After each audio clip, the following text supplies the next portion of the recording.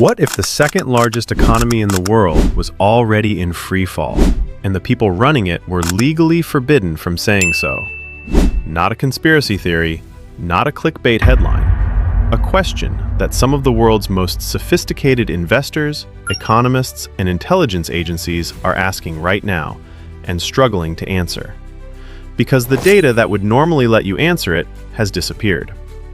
China stopped publishing youth unemployment data in 2023, right after it hit 21.3%, the highest number ever recorded.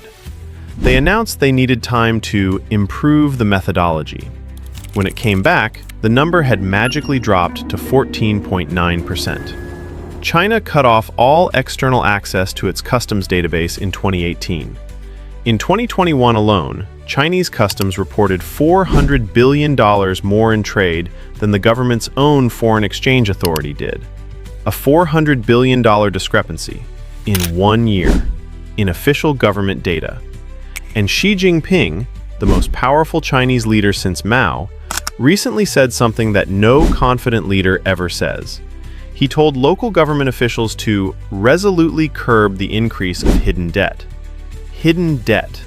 The president of China is publicly warning about hidden debt that his own government created and still cannot measure. Here's the question that this entire video is going to try to answer. Is China's economic miracle over? And if it is, why is almost nobody allowed to say it out loud? To understand what's breaking, you first need to understand what was built. What China achieved between 1980 and 2020 is not just impressive. It is arguably the single greatest economic achievement in human history. No country, at no point in recorded time, has lifted as many people out of poverty as fast. In 1981, 88% of China's population lived in extreme poverty, on less than $2 a day. By 2015, that figure was 7%. In 35 years, nearly 1 billion human beings crossed the line from poverty into something resembling a normal life. GDP grew at an average of 9% per year for 4 decades. To put that in context, the United States, the world's most powerful economy, considers 3% growth a very good year. China sustained triple that for 40 consecutive years. It started with Deng Xiaoping and a radical idea. In 1978, he carved out 4 small cities along the coast, special economic zones, where market capitalism was allowed to exist inside a communist country. Shenzhen, one of those cities, had a population of 30,000 in 1979. Today, it is a metropolis of 17 million and one of the world's leading technology hubs. The model worked so spectacularly that China kept scaling it.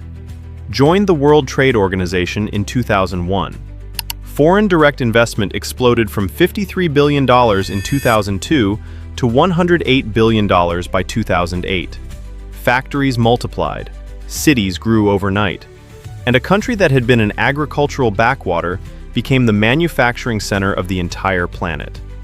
By 2011, China had overtaken Japan to become the world's second largest economy, with a GDP of $7.5 trillion. By 2023, that number had reached $17.8 trillion, roughly 18.5% of everything the entire world produces.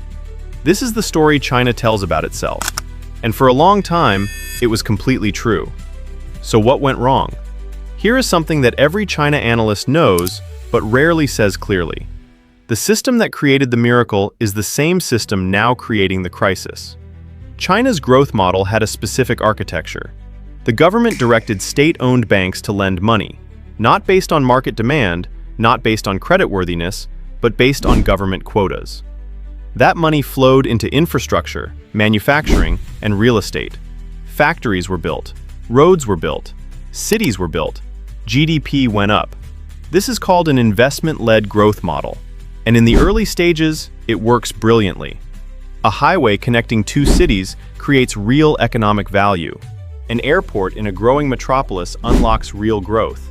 The debt used to build it pays for itself. But investment-led growth has a fatal flaw. You eventually run out of good investments. And when you do, the system doesn't stop. It just starts building worse things. roads to nowhere, a second airport, same mid-sized city, housing complexes with no buyers, cities with no residents. China has built enough vacant housing to shelter 3 billion people. Its actual population is 1.4 billion. There are approximately 7.2 million unsold completed homes. And that doesn't count the millions of sold but unfinished apartments that buyers already paid for and may never receive. And here's the number that should make everyone stop. This real estate sector, this overbuilt, over-leveraged, fundamentally broken market, represents 29% of China's entire GDP. In the United States, housing contributes 15 to 18%. China built an economy where 1 in 3 yuan of output comes from building things nobody needs. 70% of China's wealth is 70% of Chinese household wealth sits in real estate. Not stocks, not savings, property. Which means when property prices fall, and they are falling, the wealth of ordinary Chinese families evaporates directly and immediately. For years, the dysfunction was hidden behind rising prices. As long as apartments kept getting more expensive, everyone was happy. Developers borrowed to build, families borrowed to buy, banks lent to both. The loop was self-reinforcing. Evergrande was the company that embodied this model most completely. Founded in 1996, it grew by borrowing from banks, taking prepayments from buyers before construction even began, building fast, selling fast, then rolling debt into new debt to do it all again. By 2021, it had 1,300 projects running across 280 Chinese cities and revenues of $76 billion. It also had $300 billion in liabilities, the largest debt load ever accumulated by a property company in history. In 2021, the government decided the property bubble had gone too far. He introduced the 3 red lines, strict limits on how much developers could borrow. The message was clear. The era of unlimited, debt-fueled expansion was over. Evergrande couldn't survive the new rules. It started missing debt payments in late 2021. By December, S&P declared it in default. On August 17, 2023, it filed for bankruptcy. But Evergrande was just the most visible symptom. Since 2021, 53 property developers have collapsed. 34 of the 50 largest non-state-owned developers are now insolvent. The default rate on Chinese real estate dollar bonds has exceeded 50%, and $6.3 trillion has been wiped from the value of Chinese and Hong Kong stocks since their 2021 peak. Tokyo has overtaken Shanghai as Asia's largest equity market. That sentence would have been unthinkable 5 years ago. Every competitor video covers the property crisis. Here is what they miss. While the world watches Evergrande, a quieter and potentially more dangerous crisis is unfolding in China's local governments. China's central government sets strict borrowing limits on provinces and cities. So local governments did something creative. They created fake companies, fake investment companies, called low government financing vehicles, and used them to borrow money off the official books. Sell bonds through the company. Spend the money on infrastructure. Keep the debt invisible. Bloomberg estimates China's total debt, including all hidden local government obligations, is close to 300% of GDP. One researcher puts hidden local government debt alone at $11.3 trillion. And here is the trap. These local governments were funding themselves not just through hidden debt, but through land sales. They would sell land to property developers, collect the payment, and use it to fund schools, hospitals, roads, salaries. In some provinces, land sales represented 40% of all government revenue. When the property market collapsed, land sales collapsed with it. Revenue that local governments had come to depend on simply stopped arriving, which meant they couldn't repay their financing vehicle, which meant the fake investment companies started defaulting, which meant the banks that lent to them started taking losses. The central government's response? If it's your debt, you own it. No bailout. Yours own words. essentially. The central government is refusing to rescue the local governments it created the conditions for. This is a $23 trillion problem, hiding inside an already broken system. There is one dimension of China's crisis that none of the financial analysis captures. You cannot find it in GDP data or bond default rates. It is called Tang Ping, lying flat. In 2021, a post went viral on Chinese social media. A young man explained that he had decided to stop trying. No career ambitions, no apartment purchase, no marriage, no children.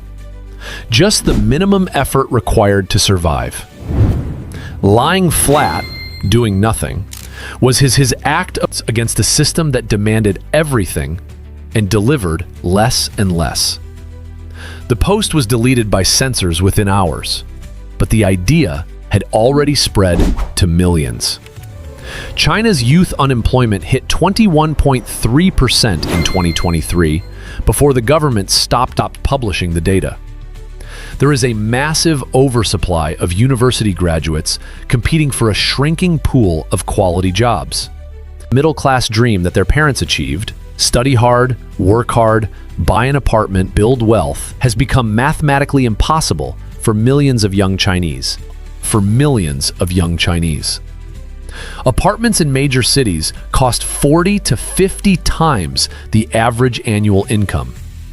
The stock market has destroyed wealth rather than created it. The jobs that pay enough to matter are disappearing. So an entire generation is making a rational calculation. The system is rigged, the prize isn't worth the sacrifice, and the only dignified response is to opt out. This is Beijing's nightmare. Not because lying flat is illegal, but because an economy built on relentless investment and production requires relentless workers willing to sacrifice for a future that may never arrive. The engine stalls. There is one lever that China's central planners are staring at and terrified to pull: a sharp devaluation of the yuan. Drop the exchange rate from 7 yuan per dollar to 10, maybe 12. Inflate away the debt. Make exports cheaper. Reset the system. They did a version of this in 2015, a 3% devaluation that sent shockwaves through global markets. A real devaluation of 30 to 40% would be incomparably larger. The problem? It would trigger capital flight on a massive scale. Every wealthy Chinese individual and corporation would rush to move money out of the country before the currency fell further. Energy imports, which China depends on for over 70% of its oil, would become dramatically more expensive. And in a world of rising tariffs, cheaper Chinese exports would simply be met with higher barriers rather than more purchases. There is also the Japan parallel that nobody in China wants to acknowledge. Japan's asset bubble popped in 1990. Real estate prices fell for 15 consecutive years. The stock market lost 80% of its value. Its economy stagnated for what became known as the lost decade, which then became 2 lost decades, and then 3. China is staring at potentially the same trap, except China is attempting to navigate it with 300% debt to GDP, a collapsing demographic base, and a political system where admitting the problem is itself a threat to the regime's legitimacy. Because here is the thing that makes China's situation categorically different from any normal economic crisis. In a democracy, voters punish the party that caused the problem and elect someone else. The pressure valve opens, new ideas get tried. In China, there is no such valve. Economic failure is not just an economic problem. It is an existential threat to the CCP's claim to power. And that means every decision, every data release, every policy choice, every number is filtered through the question: does this help the party survive? That is why youth unemployment data disappeared. That is why customs data was cut off. That is why Xi Jinping is warning about hidden debt that his own system created. Not because he wants to fix it, because he needs to control. China's economic miracle was real. The numbers were real. The billion people lifted from poverty were real. But the system that created the miracle was always running on borrowed time and borrowed money. Investment-led growth works until it doesn't. Debt-fueled expansion works until it can't. A generation promised prosperity will work hard until they stop believing the promise. What we are watching right now is not a temporary slowdown. It is the collision of four simultaneous crises: a $50 trillion property implosion, a $23 trillion local government debt trap, a generation opting out of the system, and a government that cannot afford to tell the truth about any of it. Whether this ends in a managed decline, a Japan-style lost decade, or something far more disruptive, nobody knows, including the people in Beijing. And perhaps that is the most frightening thing of all.